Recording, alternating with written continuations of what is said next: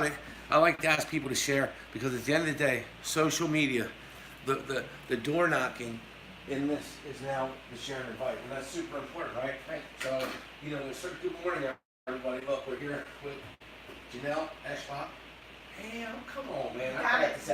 Got it. You and Bobby, trying to get these names right. But, I really appreciate you. Yeah, Schefter. Yeah. But I'm dyslexic, so letters are just tough. Really tough. How about in your room? Yeah. Eschbach. I got you now. It's all good. We're really excited. Hey, like my button. Nice button. Oh, we need people to Great vote, design. and we want them to support. I still tell people all the time. There's only been 6 women. Oh, all right, that's your. We got the band. It's a Penn State ringtone. Nice. What can I say? We love it. We are Penn State. Yes, we are. We are for Penn State and so for the kids. There's only been 6. I love that you're for the kids. I tell people your story, so please share this and invite this. These are stories of a change, right? A New York, Pennsylvania, New York County, and that's what Jonelle represents. And I firmly believe that the compassion that women bring to the table is unlike no other. Because listen, what do you lean on when you're having tough times? Your aunt, your mom, your grandma, someone like that. Typically, it might be. You're lucky you have a good girlfriand. Yeah, my wife, Christine. Very important play. But let's talk about this. And I'm going to be signing today. Come on. What am I doing? We're going to do a little education. Okay, so today's the first day of nominating petitions. So if you care about York County, get involved and pick a candidate. If you're an independent voter, you can't sign, unfortunately, in our system. But if you're a registered Republican or Democrat, you can sign a petition. You can only sign one per office if there's just one position. And this year, there is only one judge position open. So you can only sign one nominating petition for judge. If you sign more than one, you invalidate all the signatures on any petitions you sign. Wow, So that's some good information. This is stuff we just don't know. Average voter doesn't know it. No, awesome. We appreciate the information. I'm sharing right now. I just hit the share button because I care about your account. Right.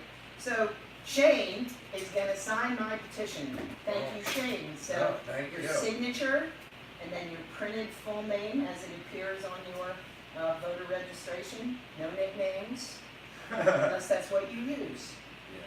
Your the number of your house, your street number, and then your street name. And then, this is important, your township, borough, or city. So lots of people just keep on writing their address, which oftentimes isn't their actual township or borough. So today's 2/19/19. today is 2/19/19, the first day for signatures. The last day is March 12th. So you'll get one. Thank you. Democracy at work. Nominating me, starting the process of nominating me for the office of judge. Thank you very much. We're very excited. But here's the thing. It's 30 years experience, and I got to tell you, I don't know if I believe it, but I know you're honest because you look way too young to say 30 years experience. Thank you very much. Is my mother paying you? But that's important. I always tell people, experience is important because you've been through so much, so you understand things of compassion and sympathy that allows you to be an amazing judge. I actually think that you're right. My life experience is such that I should have written a book, is what I should have done. My father told me I should. I should have kept a diary of all the crazy things I've seen over the years, but I've worked on both sides of the criminal process as well as in civil, and I've seen people that really belonged in jail because they could not obey our society's norms. And I've seen people that deserved a second chance and maybe even a third chance because their upbringing or their situation was made it difficult for them to conform. But nevertheless, they wanted to. Especially, I'm particularly interested in people with mental illness who have difficulty following our societal norms because their mental illness gets in the way. And something that happens frequently is that people get on medication, they get therapy, they straighten things out, and then they think, wow, I'm doing really well, so I don't need my medication anymore. And they stop taking their medication and things fall apart. It's very important that a judge is willing to sit and listen to that person and hear what they have to say. And the judge has the ability to compel their behavior during probation or parole to be a certain way. And if they're not, then they hold the keys to their own imprisonment. They can be good and stay out, or they can be bad and go back. It's it's really up to them. But a judge has to be willing to listen. A judge has to have compassion and also has to have a hammer and not be afraid to use the hammer. There are some people who definitely belong in jail. We know moms who aren't afraid to bring the hammer. And the compassion you have, you show all the time, so that's amazing. Well, I've dealt with a lot of people over the years who've just had horribly unfortunate things happen to them. And I'm very, very pro-victim rights. The victims will be heard in my courtroom. So will family members of the defendant. Anybody who has something to tell me that will be useful to me in making a decision what to do with somebody's future, because it's a big decision. What you do with somebody's future. It's not something that should be done. I think that's important, right there, that statement, understanding that, and she said it right there. It's a huge decision, and having all the information is important. And not coming to a conclusion without it, so that's inspiring right there. So it's important you all sign this petition. You get this. How do they get to give us sign? Well, they can come by here. I can leave some for Shannon to have you sign. Yep. Or you can find my website is Eschbach, the word for judge.com, Eschbach for judge, and you can contact me through that website, and we'll make sure that you get an opportunity to sign the petition. Awesome. So you can message me. You can come by Whole Live Media, and you'll be able to. There's a Facebook page. So go to Jonelle Harder. Eschbachforjudge.com. Eschbachforjudge.com. Oh, you're talking about the Facebook page. Yes, yeah, because they can message me on Facebook. That's Jonelle Harder Eschbach. Yes. Yes. For Facebook. So yes. they can go to that page, because that's what I pulled up, and they can message that also. Right. Or they can go to the website. Yep. So we'll give you every avenue to Either make it one easy will for you. work. Contact me, I'm everywhere. Either one will work. Yep, and can they wear a pen? They can wear a pen. Can they put a sign in their yard? They can put a sign in their yard. They can put a sign anywhere they have permission to put a sign. And we appreciate that. All right. Yeah, don't put it where, and don't touch anybody else's. Just put mine out. Oh, exactly. Yeah. We play by the rules here. And why not? She's just going to tell her story. So let's talk about some of the reason that you have this passion, because this is a hill you're going on. So you must really love it. Like, I know that. So what made your decision to say, I know with my experience I can affect more of your county with spread compassion and true heart for this community? That's absolutely right. Now, I had a fortunate, how things happen for a reason, whether you call it a higher power, whether you call it fate or karma, whatever you think it is. I went to law school thinking I would just do quiet private practice, and I wound up instead clerking for the Attorney General's Family Violence Task Force. And I didn't grow up in a family with violence. I grew up in a really lovely family, and there just wasn't any bad behavior. And so I was exposed to stuff that I had never seen and knew nothing about. I knew vaguely about domestic violence, but I had no idea. And I was educated there, and I clerked. While I worked there, the late Emmanuel Casamatis was on that board, which was sponsored by the Attorney General, where I was an intern during law school. And I then clerked for Judge Casamatis, who did dependency and delinquency. He dealt with some of the children in our community back in the 80s who didn't have proper parental supervision or were, as the old word was, incorrigible. They didn't obey their parents. So he had a tremendous amount of compassion for children. He started our first court-appointed advocate, special advocate program for children in New York. And so that bug kind of bit me. And then I went to work for District Attorney Stan Reber, and I got a chance to help people achieving protection from violence through indirect criminal contempt, which is what happens when the protection from abuse order is violated. Now in private practice and for pro bono, I help people get protection from abuse orders. In fact, I got an award last month from the York Bar Foundation for outstanding community service for helping people get records expunged, and also for helping them getting protection from abuse orders. So again, that demonstrates my commitment to the community. I really want to help people. And then, of course, I did child abuse cases here on the local level, rape cases and murder cases, and disorderly conduct cases and every other kind of case as well. And then I went to the Attorney General's office, who does basically the same thing, but in all the counties in the Commonwealth because of conflict of interest cases. So there's a conflict, they can't handle the case within their office, and it gets sent to the Attorney General's office.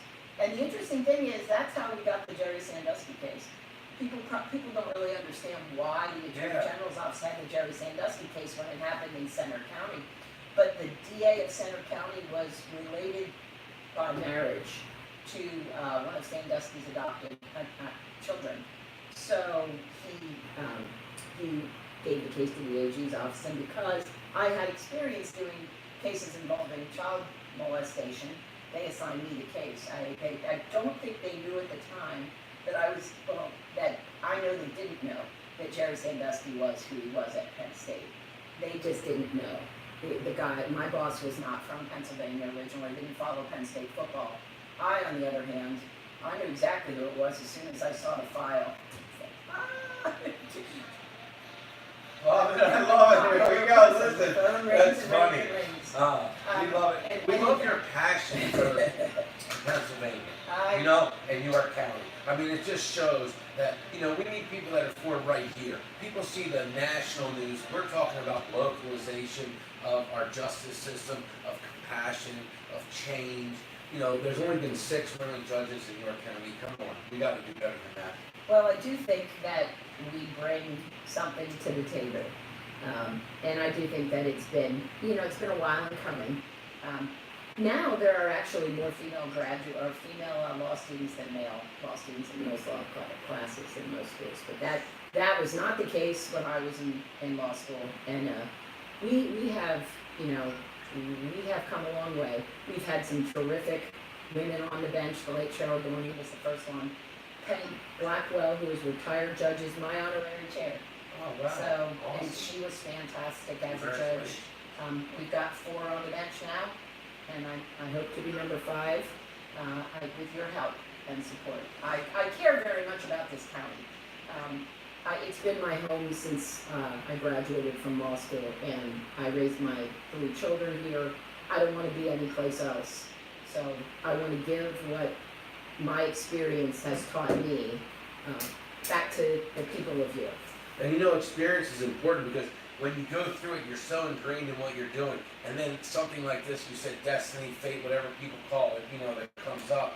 And you're like, wow, I actually have a scope wide enough to bring, this to the table for this county. And that's, you only have so many people that have the type of experience and the type of cases. And so that's important to look at that and understand that. It's a very important job.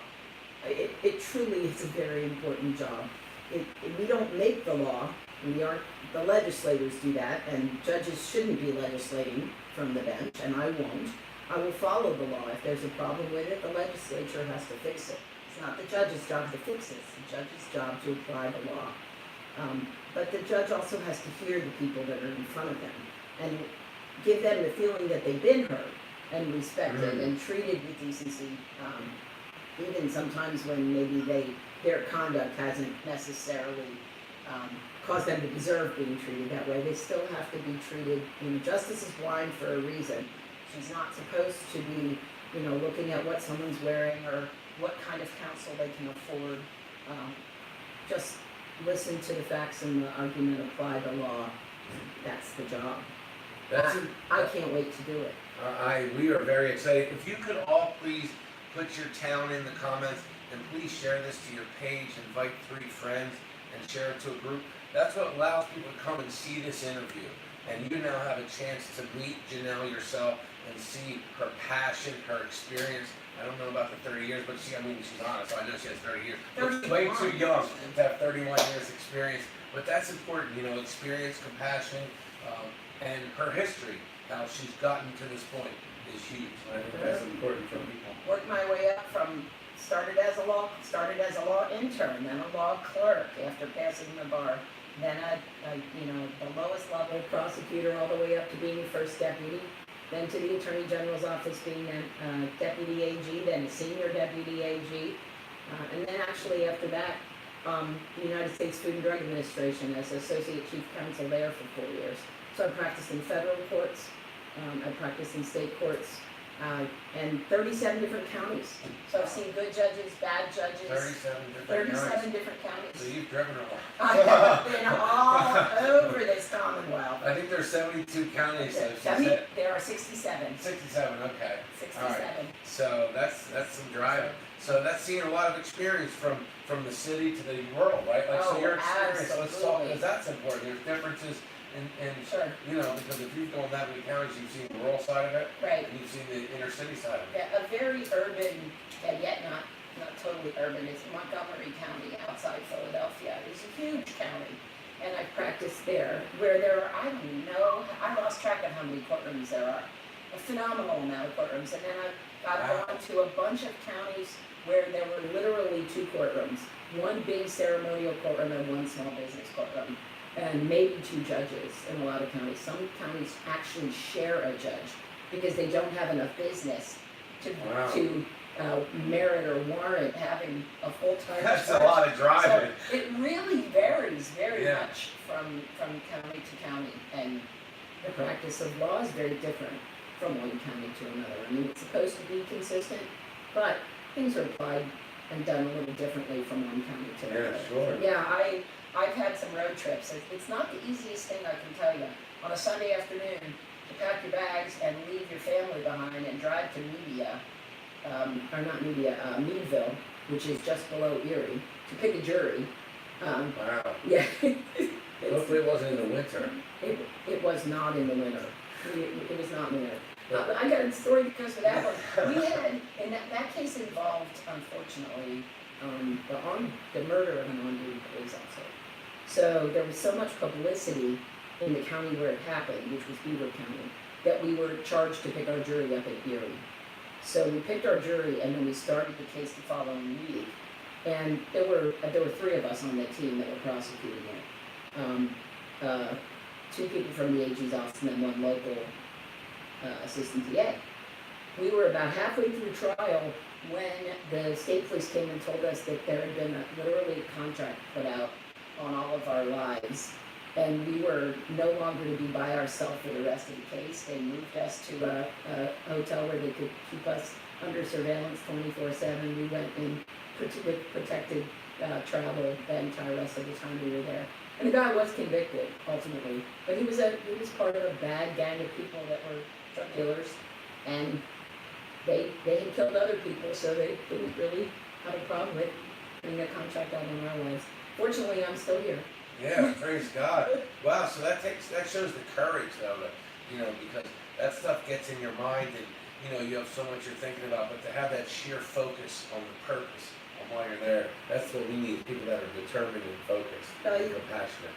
You have a job to do. You have a job to do, and whether it's as a How long was that drive? I mean, I've never been that far up. To go up there, it took me about 6 hours, 6 or 7 hours to get up to Erie. Oh, well, I don't remember. I want to say actually that I drove across, I think it's Route 80. So I went north and then over 80, so I didn't go the turnpike and up, if I'm remembering correctly.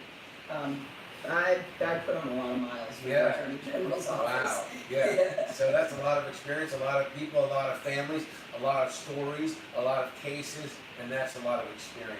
Well, and it is the kind of experience that you should have. I'm not saying that everybody should be the victim of a contract on their lives, but it's the kind of thing that broadens your perspective, both as a defense counsel and as a prosecutor, as a civil attorney, as someone who represents people who've been abused, and people who have mental illness or addiction.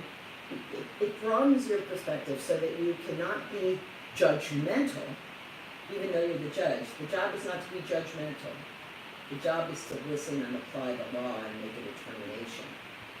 And I think that the number of years that I've been doing this has allowed me to see enough of it from both sides, and I have a heart because I've got my own family, and I realize, you know, I can put myself in the shoes of the parents of children who've gotten in trouble, and feel for them when they say, hey, we're going to be there to help this son or daughter out when they get out of rehab, or, you know, while they're on parole, knowing that there's someone else there to help them. So important. You've seen the opioid addiction just explode. I mean, in 31 years, you saw it go from, like, I mean, wow. Yeah, I grew up during the crack days. I was a prosecutor, you know, when I was first a prosecutor, it was crack. But, you know, and people went on crack binges, no doubt, and committed crimes in order to get crack. But by and large, they didn't end up killing themselves. There were some collateral consequences that were bad, but nothing along the lines of just people so clearly addicted that they couldn't stop, and even wanting desperately to stop were unable to. So, yeah, it's bad. And it seems like our county attracts a lot of people from outside of, I mean, I've heard of people coming from out of state to come here because of our programs. They say that, I don't know, but I mean, I've heard a lot of people coming from out of state and out of other counties to come to specifically York County. Well, there certainly are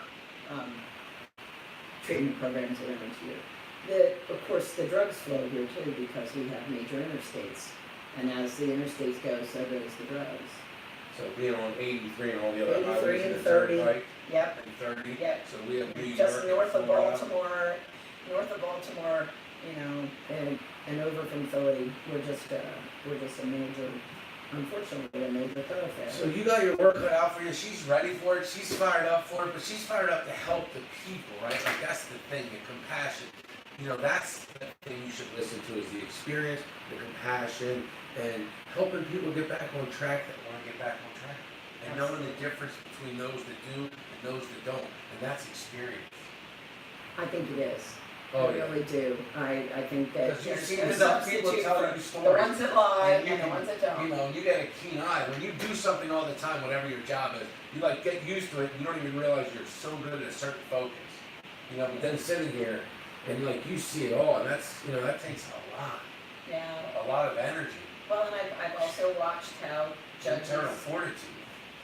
I've watched how judges do a good job and not a good job with people that come before them. Not in York, not just in York. I mean, we have some very good judges in York, but also not good judges in some other counties. And so it's a lesson in how to be, and also a lesson how not to be. Right.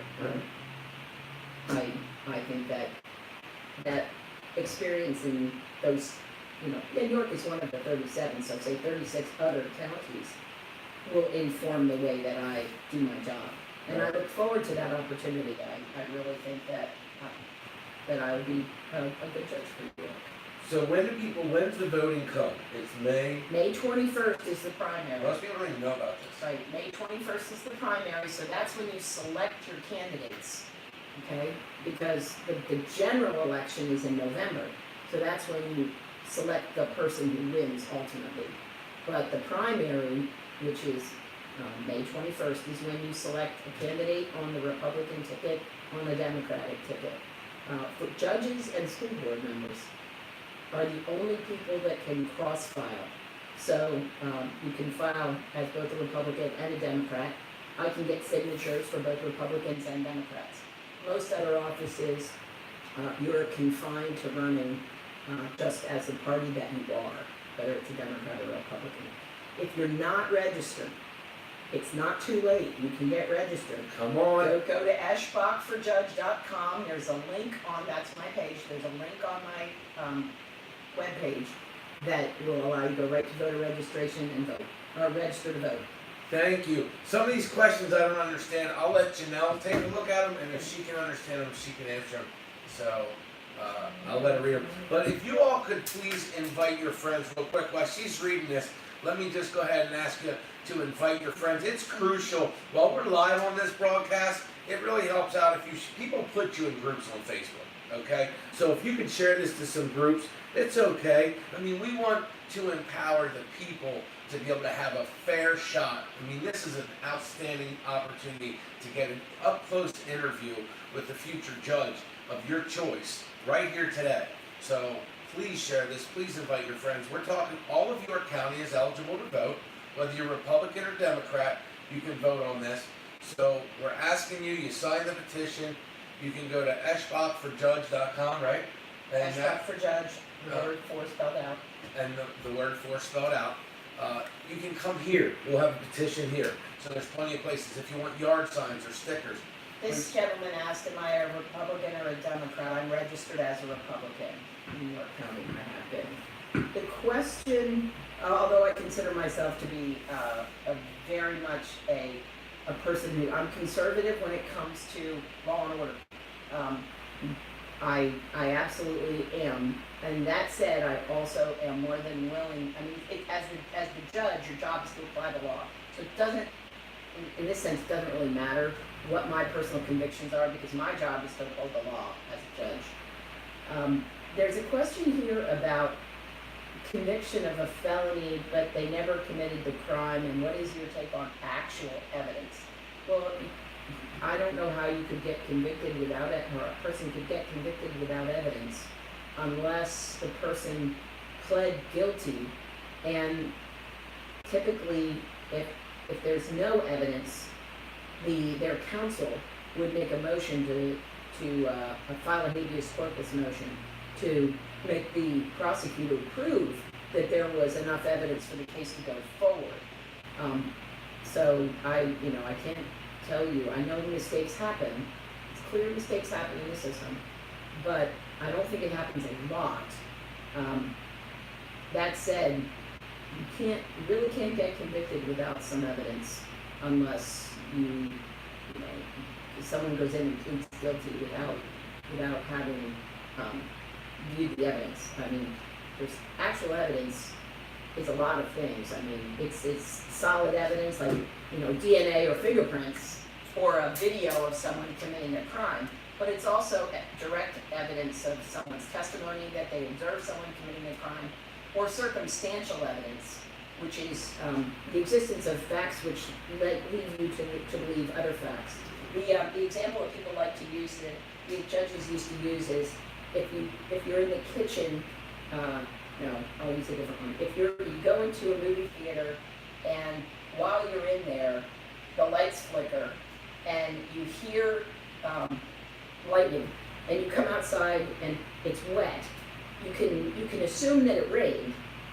It's sort of circumstantial evidence that it rained, even though you didn't actually see it rain. You can jump to that conclusion, and it's a logical conclusion. So you can certainly convict someone completely and entirely with circumstantial evidence if the evidence is strong enough. How about phones? You've seen the increase how they. Oh my I saw goodness. a new evidence room that they built for York County and the new techs, I guess they have for the computer. And, Right, yeah, people phone. are going to be able to share video of their front door cameras Yeah. to get the porch pirates, which I mean, think is fascinating. but phones have become such an intricate part of evidence. Yeah, and also unfortunately for people, for memorializing their threats to each other, their inappropriate contact with one another. Back in the day, it was her word versus his word, whether there was a phone call. Now there's evidence. There's a phone call. Everybody's got a phone. It's a double-edged sword, I'm But sure. you must have overwhelming evidence now to look at, like than you had years ago. You must have seen a lot of change in the electronic Well, looking at stuff compared to before. it's changed a lot.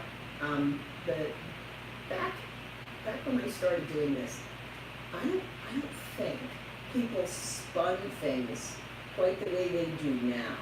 I think somewhere around the time of the O.J. Simpson case, when people started to disbelieve logical circumstantial evidence, they wanted more. And sometimes as a prosecutor, it was kind of scary, because people thought, oh, well, it's like CSI. She can go get a DNA result in 20 minutes. No. Especially not in the advent of the technology. I actually did the first DNA criminal case in this county.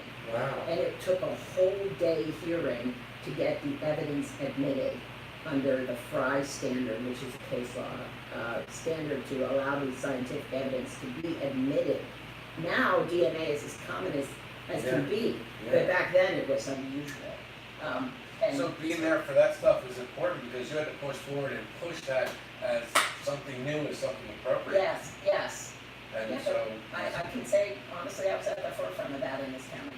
So, and that's like, and things are always changing, so that's important to have the courage when something new comes to see that something old might not be as useful as something new. So that's important. Absolutely true. Well, things will continue to advance. I mean, they just get more and more efficient when it comes to DNA evidence. It's When do you really. sleep? I have to. My kid, I don't fire on all cylinders if I don't. Somebody told me that. You had a calf this morning? We had a calf. Sometime, probably where my husband guesstimates somewhere around 3 or 4 a.m. A little girl or guy, we're not sure yet, entered the world.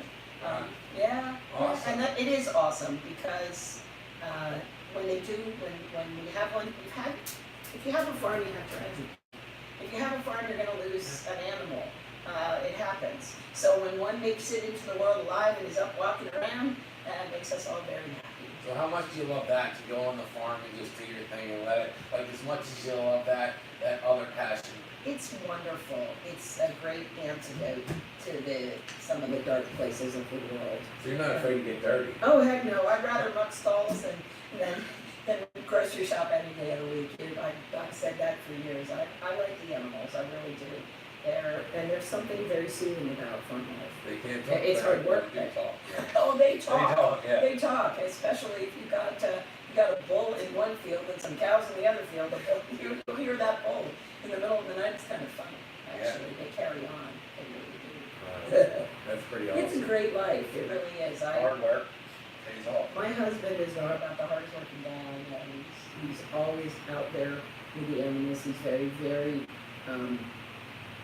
diligent in watching them and making sure that their health is good and that they have everything they need.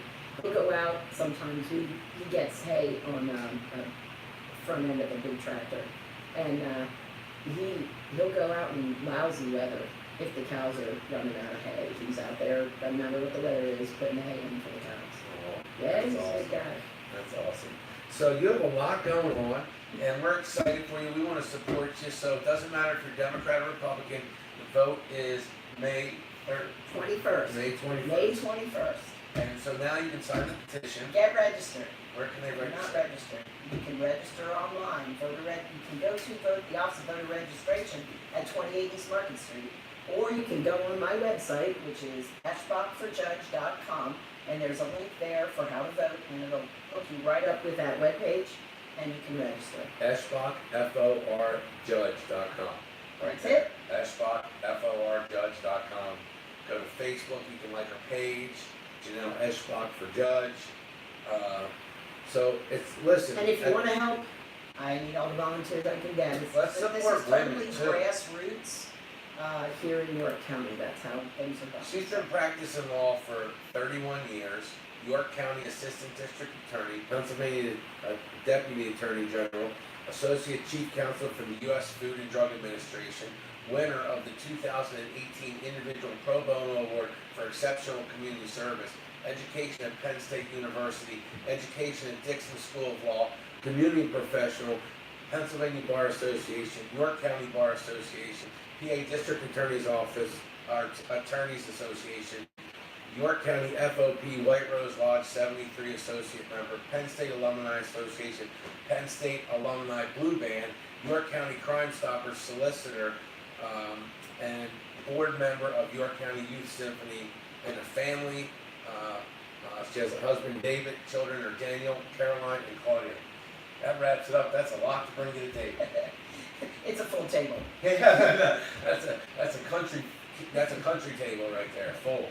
So, but really, look at that passion, experience. No one does this for any other reason than they want to bring their 30 years before they go to help their community be a better place. It's a pinnacle. It's a pinnacle of a career to be placed on the bench. It requires the faith of the people of York County, and I hope that I can convince you that you should have faith in me and elect me. Well, appreciate all of you sharing and inviting this. I appreciate you being on today. I'm a little under the weather, but I don't want to get anyone under the weather. I don't get sick, I get conditions, but so I'm on a little Dayquil today. I appreciate y'all. We love y'all. Are we gonna see you next week? I'll be back. Boom. So please share this, invite this. Let people have the opportunity. These interviews are organic. This is not we don't pre-do anything, do we?